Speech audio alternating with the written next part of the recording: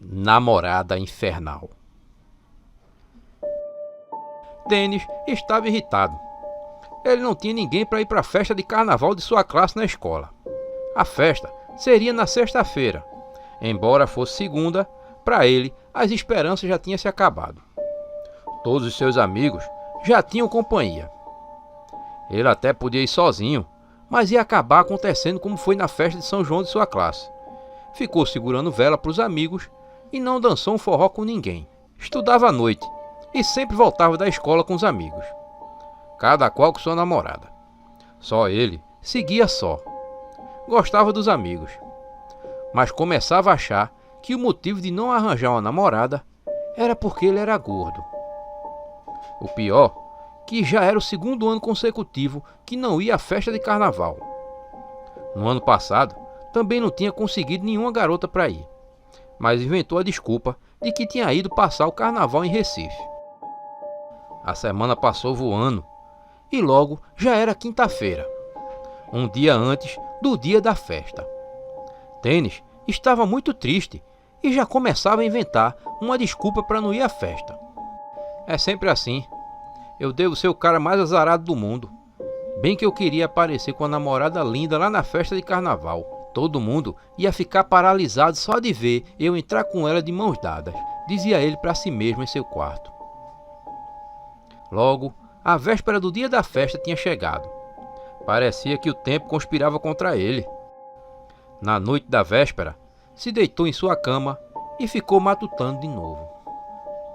Se eu fosse um mago como aqueles da TV, faria um feitiço para a garota mais linda da escola se apaixonar por mim, disse ele. De repente, ele se lembrou da irmã. Selma era a irmã mais velha de Denis e gostava do tema de bruxaria. Tinha inclusive muitos livros sobre esse tema.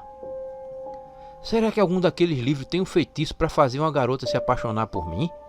Se perguntou ele. Esperou todos na casa dormirem e, em silêncio, foi até o quarto da irmã. Selma dormia calmamente no quarto. Denis abriu as portinhas da estante do quarto da irmã e começou a pegar vários livros de bruxaria. O quarto da irmã era enfeitado por várias caveiras e pôsteres de banda de rock. Saiu de lá com a mão cheia de livros. Lá no seu quarto, começou a folhear cada um deles em busca de algum feitiço. Esses livros só falam de besteira de natureza e simpatia. Pegou todos os livros para levar de volta ao quarto da irmã, quando um deles caiu no chão. Denis não se lembrava de ter pego aquele livro. Era um livro de capa preta com um bode desenhado. Denis pegou o livro e, ao abrir, leu o título. Livro de São Cipriano. Oxe, o que é isso? Um livro de reza de santo? Falou ele e, folheando o livro, foi vendo várias ilustrações, muitas com cenas horríveis. Foi aí que parou numa página onde se lia: O segredo para conquistar o amor de sua vida. Ao ler aquilo, Denis se interessou, mas quando leu o que deveria fazer, percebeu que era necessário um pacto para conquistar a pessoa amada, fora que teria de sair de madrugada até uma encruzilhada e ficar pelado. Sem contar outras coisas mais complicadas. Nossa, isso é complicado demais. Fora que eu não tenho tempo para isso, o dia já é amanhã, disse ele. Mas seus olhos bateram em outra página. Ao ler, viu que falava de antigos seres usados para os mais diversos objetivos. Se chamavam Vastis, criaturas que viviam aprisionadas. Os Vastis eram entidades espirituais trazidas à forma natural através de pactos demoníacos. Por serem criaturas espirituais, os Vastis não possuíam forma física. A pessoa que faz o pacto escolhe se o Vastis será homem ou mulher e mentalizava a aparência e assim se obtinha uma cópia idêntica de qualquer pessoa. Denis achou aquilo interessante. Olhou para um dos livros da irmã e viu uma bela moça fantasiada de diabo na capa de um deles. Ele pensou como seria incrível ir à festa de carnaval com aquela linda moça. Mas tinha um problema. Teria de entregar sua alma ao demônio. Dennis não acreditava muito nessas histórias de Deus e do diabo, mas ficou em dúvida. Foi então que pensou: eu faço pacto com o diabo e depois da festa eu vou na igreja e desfaço tudo, pensou ele. Dennis nem leu o resto das informações da página, que falava mais sobre aquelas entidades. Mal sabia ele que havia cometido um grave erro. Foi logo lendo a parte do pacto, e se dividia em duas etapas. Na primeira etapa, ele devia fazer a reza de entrega de sua alma ao diabo, e em seguida invocar o Vashti, mentalizando a imagem da pessoa desejada. Dennis riu, imaginando o quanto ele era esperto, ia enganar o diabo e ainda ia levar uma linda mulher para a festa de carnaval. E logo ele começou a reza de entrega da alma a Satanás. Lia a reza no livro e depois repetia. Terminada a reza, começou a invocação do Vashti. Pegou o livro da irmã sobre bruxaria e deu uma olhada na bela moça para decorar aquela imagem. Terminou a invocação e viu que nada tinha acontecido. Oxe, que besteira minha, acreditar nesses livros da minha irmã. Disse isso e pegou os livros silenciosamente e os colocou de volta no quarto da irmã. Ao voltar pelo corredor, sentiu um arrepio na espinha. O corredor estava escuro. Dennis sentiu um medo sem nem saber o porquê. Mas imaginou que toda aquela história de pacto com o diabo o tinha deixado impressionado. Caminhou até seu quarto e viu que a luz estava apagada. Não lembrava de ter apagado a luz. Ele só apagava aquela luz quando ia se deitar. Algo passou de um lado para o outro. O coração de Dennis quase para. Seria sua mãe que tinha ido até seu quarto? Se perguntava ele. Acendeu a luz e seus olhos não podiam acreditar. Era a moça da capa do livro. E estava fantasiada como o diabo, assim como na capa do livro de sua irmã. Oi, disse ele. A moça permaneceu calada. Dennis tentava entender a realidade daquilo tudo. Será que estava sonhando? Aquela moça era linda e devia ter mais ou menos uns 17 anos, a mesma sua idade. Já se via entrando na festa de mãos dadas com aquela linda moça. A moça o olhava com um olhar frio. Qual é o seu nome? Perguntou ele. Meu nome é Festus. O que deseja de mim? Disse a moça. Quero que seja minha namorada. Falou meio sem jeito Dennis. Vocês humanos são tão previsíveis, disse ela, se aproximando ainda mais e o beijando. Alguns minutos depois, Hefestos caminhava na escuridão da casa. No quarto, a irmã de Dennis, Selma, se acordava de um pesadelo. Tinha sonhado que estava caindo de um abismo.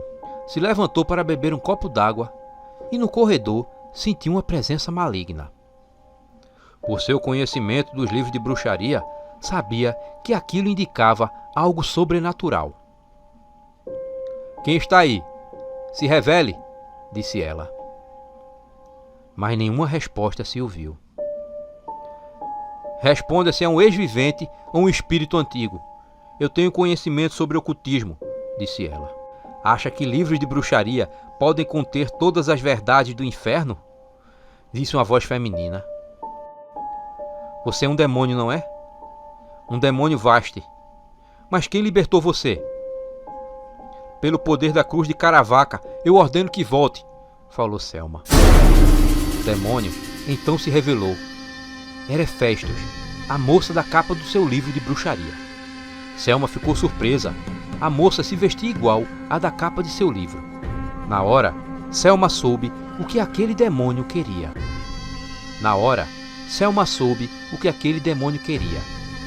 Sabia que os Vastes são demônios que foram aprisionados por serem vampiros, só que sugam a vida das pessoas em vez de sangue.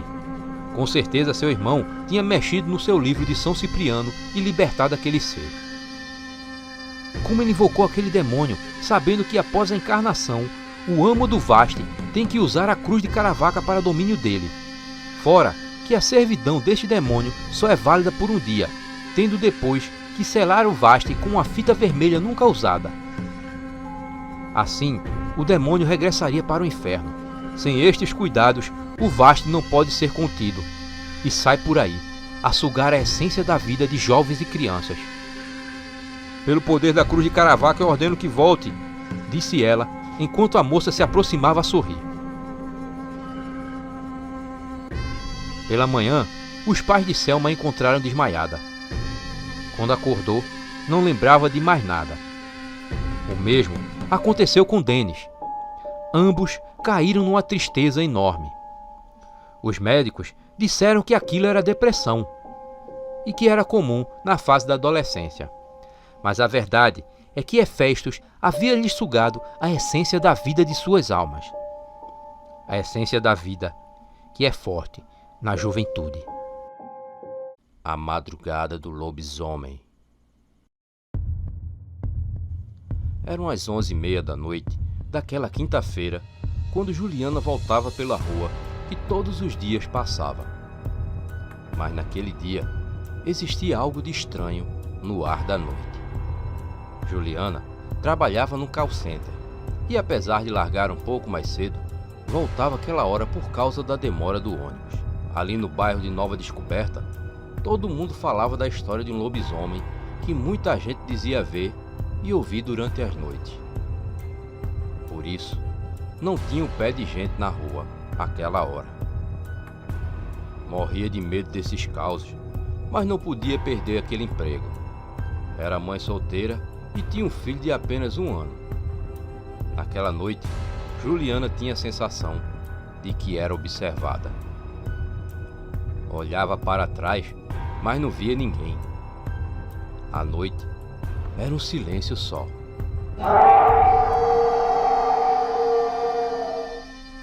Aquele uivo gelou a espinha de Juliana e oriçou todos os cachorros da rua. Se tremeu todinha e pensou em correr, pois já estava perto de sua casa. Ela se perguntava como seria possível aquilo, pois sempre tinha ouvido que lobisomens eram só lendas. Parou no meio da rua. Lá na frente tinha alguma coisa se escondendo atrás de uma árvore. Começou a fazer uma oração. O que quer que fosse aquilo, estava se escondendo, pois tinha visto Juliana. E com certeza aguardava só ela passar para que pudesse atacar. O coração da moça estava acelerado, a ponto de pular fora do peito. Outro uivo fez estremecer mais ainda a pobre moça. Começou a voltar lentamente. A criatura, ao perceber que ela voltava, pulou fora de seu esconderijo. Era um ser horrível, de aparência de cachorro misturada com ser humano.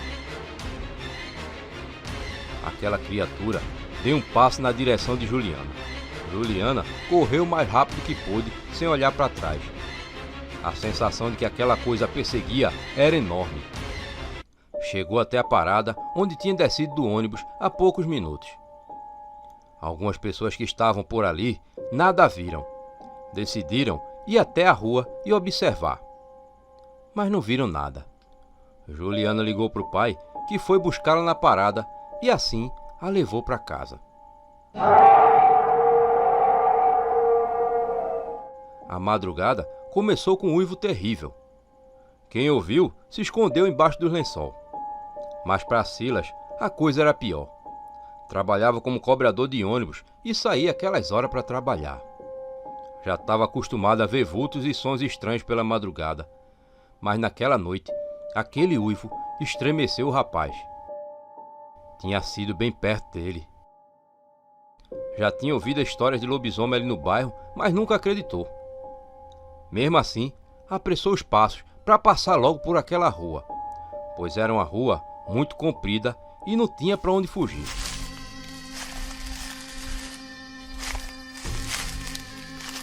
De repente, Silas ouviu passos atrás dele.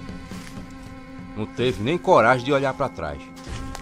E quando tentou, sentiu a cabeça resistir em olhar.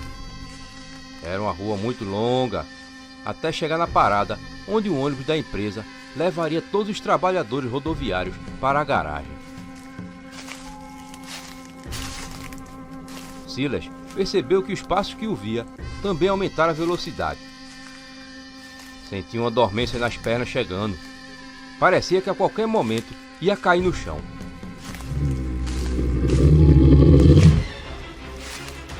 Foi quando viu aquele rosnado. Silas não pensou duas vezes e correu, tirando forças de ninguém sabe onde. Antes de chegar no cruzamento, olhou para trás e viu aquela coisa peluda e toda preta, que não correu atrás dele, permanecendo no mesmo lugar. Eram as 2 da madrugada, quando Silas contou aos colegas de trabalho seu encontro com aquela besta fera. Os colegas riram e não perderam a chance de fazer piadas com ele. Por volta das 4 da manhã, o guarda noturno Joel passava pitando por uma das ruas quando pensou ter visto algo peludo pulando o muro de uma das casas, mas deixou para lá. Devia ser só impressão sua. Ele sabia que na madrugada tudo ganha forma e som assustador. Dulce acordou com aquele som de pulo no quintal. Achou que tinha sido num sonho. Na verdade, ela estava tendo um pesadelo. Sonhava que um cachorro grande corria atrás dela e já estava quase alcançando quando acordou. Por isso, não incomodou Felipe, seu marido, pensando ser apenas o barulho no pesadelo. Tentou voltar a dormir, mas aquela sensação ruim do pesadelo parece que tinha ficado com ela. Fazia muito calor aquela madrugada em Recife, como sempre era de costume. Por isso, o casal sempre deixava a janela entreaberta para entrar um ventinho. Dulce achou que devia abrir um pouco mais para ventilar mais o quarto. Viu 2 olhos vermelhos e horríveis olhando para ela da janela. Soltou um grito tão alto que fez Felipe pular da cama. Logo, contou ao marido que correu para pegar um porrete para meter naquela coisa. Acendeu a luz do quintal e foi quando ouviu o som de um baque. Algo pesado como uma pessoa tinha batido no chão do outro lado do muro, já na rua. O quebrar da barra do dia já clareava a cidade. E era mais ou menos umas 10 para as 5 da manhã. Foi justamente nesse horário que seu Everaldo, da padaria, viu um homem nu entrando dentro da casa em construção abandonada que ficava na esquina da rua. Não disse nada a ninguém e pensou ser apenas algum bebo ou algum doido. A Casa dos Espíritos.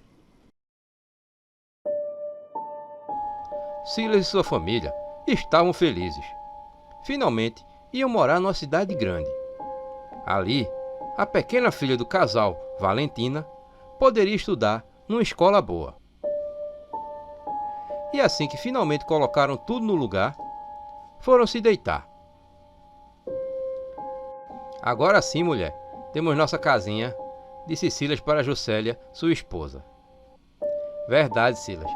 Só ter saído daquele interior já é uma grande benção, falou ela. Aquele grito assustou o casal. Era um grito de mulher.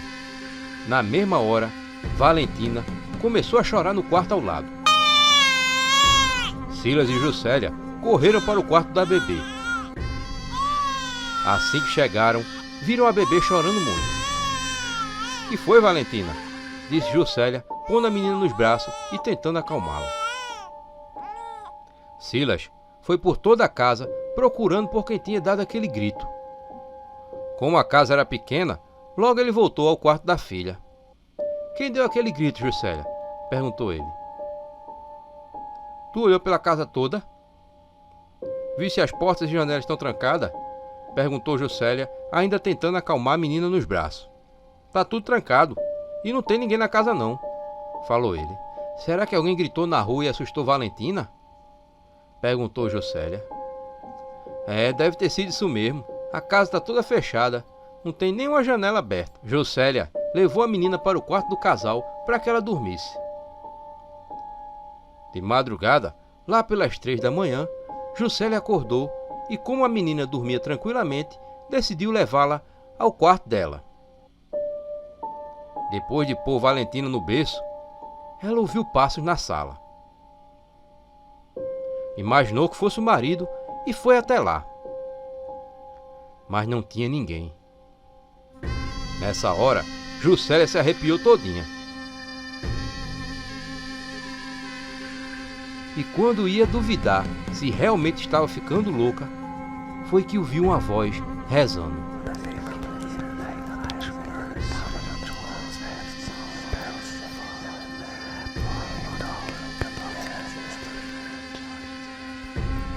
Uma reza estranha, mas quando olhou para o canto da sala mais escuro, percebeu que tinha alguém ali. Parecia um homem de joelhos. Rapidamente acendeu a lâmpada e aquela visagem sumiu.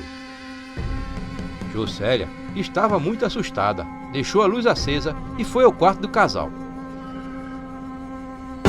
Uma mulher horrível estava de pé ao lado da cama e acendeu a luz.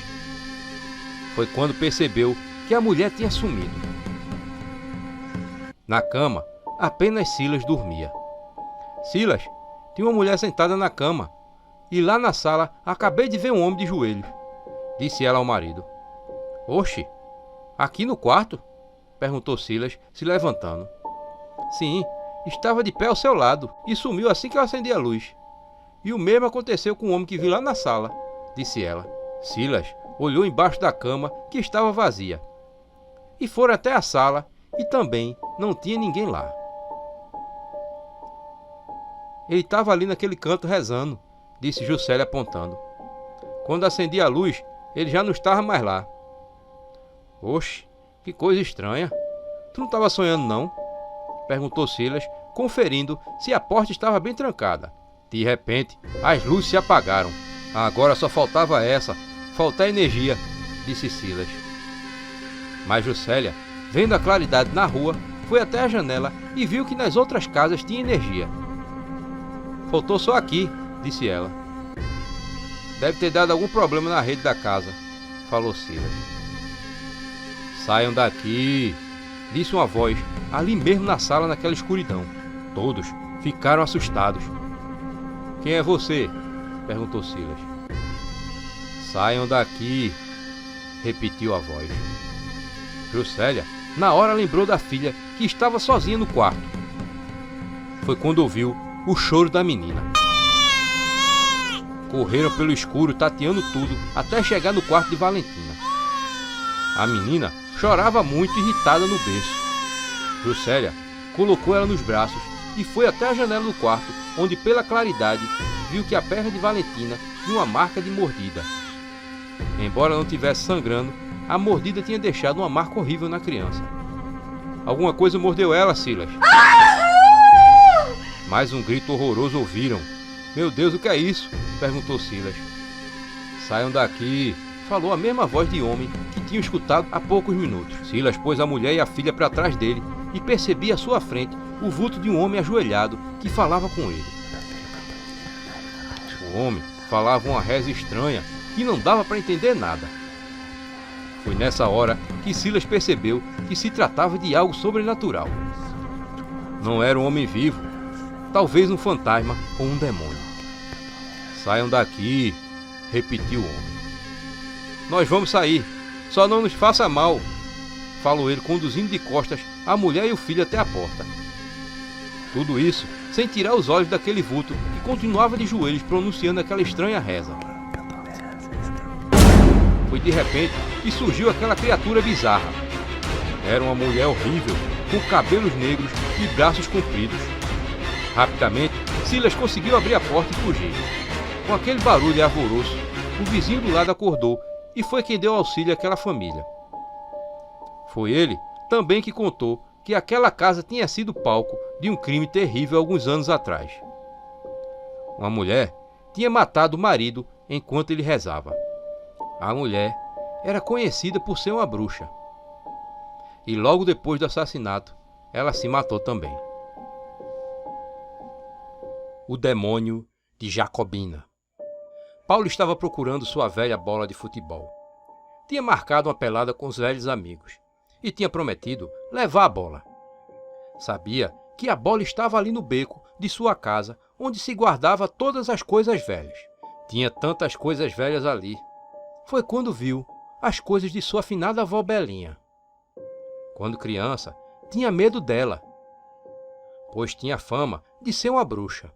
O quarto dela era cheio de imagens de santo e um monte de garrafa cheia de sabe lá o quê. Foi quando Paulo viu uma garrafa com algo que parecia ser um gato ou um cachorro pequeno. Enquanto as outras tinham apenas líquidos, essa tinha algo que possuía pelos. Oxe, será que vovó botou um bicho dentro dessa garrafa? Se perguntou Paulo enquanto tentava identificar o que havia ali dentro. Achou sua bola, mas também levou a garrafa para mais tarde matar a curiosidade do que tinha dentro dela. Deixou a garrafa no quarto e depois foi jogar bola com os amigos. Foi pensando que assim que voltasse, ia desvendar aquele mistério do que havia dentro da garrafa. Ficou imaginando como aquela coisa conseguiu passar pelo gargalo da garrafa. No começo da noite, lembrou da garrafa e decidiu ir abrir no quintal, para que sua mãe não falasse nada. Antes de abrir, Paulo saculejou a garrafa e teve a impressão de ver aquela coisa peluda se mexer. Deve ser só minha imaginação. Essa coisa está na garrafa e já deve fazer bem mais de uns 40 anos, disse ele. Pegou um martelo e danou na boca da garrafa. Logo, um cheiro podre subiu. Carniça pura, disse ele. Sacudiu a garrafa de cabeça para baixo para que aquele bicho misterioso caísse. Junto com a gosma nojenta, saiu um bicho todo melado. E o fedor aumentou mais ainda. Parecia mais um gato ou um cachorro pequeno. Estava todo mole. Com certeza estava podre, pensou ele. O que é que tá fazendo aí, Paulo? Perguntou Dona Isadora, mãe de Paulo. O rapaz respondeu que não estava fazendo nada. Com uma pá, Paulo pegou aquele bicho e correu para o banheiro. Mais tarde, já pronto para dormir, Paulo ficou pensando para que sua avó guardaria numa garrafa velha um bicho morto. E naqueles pensamentos, dormiu. Aquele grito cortou todo o silêncio da rua. Devia ser mais ou menos umas 11 horas da noite. Paulo se acordou assustado. O grito vinha de dentro da sua casa e a voz era de sua mãe. Ao se levantar, já viu sua mãe no chão do banheiro. Ela estava desmaiada, em volta de uma poça de sangue. Ramos, seu pai, ligava para a emergência. O que foi isso, pai? Perguntou Paulo, aterrorizado, vendo que parte da nádega de sua mãe estava dilacerada. Um rato dentro da privada deve ter atacado sua mãe, filho, disse o pai atordoado, vendo que o filho estava com muito medo. Volte para o quarto, filho. Paulo obedeceu e voltou em choque para o quarto. Já tinha ouvido falar dos ratos que viviam pelo esgoto e podiam sair até pela privada. O seu pai mesmo sempre falava para não deixar a privada aberta. Mas aquela ferida que tinha visto em sua mãe não podia ter sido feita por um rato. Ouviu o som de sirenes do SAMU e viu da porta do quarto quando os socorristas levaram sua mãe. Seu pai falou que não se preocupasse, que sua tia estava chegando para lhe fazer companhia. Sua mãe perdeu muito sangue, mas está bem. Não se preocupe, disse ele. Paulo não estava preocupado. Estava à beira de um ataque de nervos. A ferida que ele tinha visto em sua mãe o deixou aterrorizado. Não tinha nem mesmo coragem de ir no banheiro e ver todo aquele sangue. A madrugada parecia não passar. E seu pai não ligava para dar uma notícia da mãe. Algo pequeno tinha passado de um lado para o outro. Batidas na porta. Era sua tia Irene. Paulo, acabo de vir do hospital. Sua mãe já está fora de risco, mas vai precisar ficar em observação, disse ela. Mas o que foi que aconteceu, tia? Perguntou ele. Pelo que falei com seu pai, um rato veio pela privada e mordeu sua mãe quando ela foi no banheiro. E quando caiu, outros vieram e a atacaram. Mas o médico falou que nunca tinha visto nada parecido com aquilo. Paulo, um pouco mais calmo, decidiu se deitar para dormir, pois teria que acordar cedo para visitar sua mãe. Sua tia ficou limpando o banheiro. E foi aí que ouviu um som de um animal. Algum animal estava ao redor ou embaixo da cama. Paulo não tinha coragem de olhar para baixo. De repente, surgiu aquela criatura peluda em cima da cama. Paulo percebeu logo que era o bicho estranho que estava dentro da garrafa. E o mau cheiro de carniça só vinha para comprovar.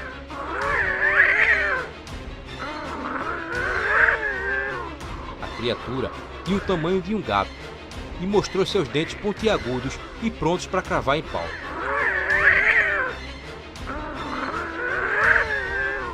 Aquele bicho olhava com muito ódio para ele. Rapidamente, Paulo chutou a criatura que logo correu para a porta. Se levantou e seguiu aquele ser até o ver entrar no banheiro. Ao chegar à porta, viu sua tia morta no chão e o som de algo entrando pela privada rumo ao esgoto.